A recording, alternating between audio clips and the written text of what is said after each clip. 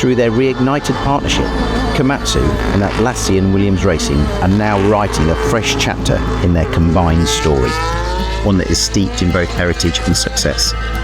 Together, we've delivered podiums, victories, and most importantly, world championships. So from 1994 through to the end of 2003, I was the gearbox builder on the race team, so worked heavily involved with Komatsu through that period of the late 90s. Komatsu has over 103 years of engineering expertise, so the company has plenty of transferable experience for motorsport.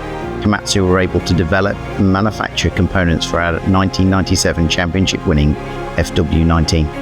This is a Komatsu-made 13:53 ratio final drive wheel. This gear would sit around our differential in the back of our transverse in-house gearbox that we developed alongside Komatsu. The Komatsu-influenced transmission in 1997 helped propel Williams to one of its most successful years ever in Formula One. With 11 pole positions, 15 podiums, 8 Grand Prix wins, and both drivers and constructors world championships. The storied history is the foundation that the new partnership is built upon.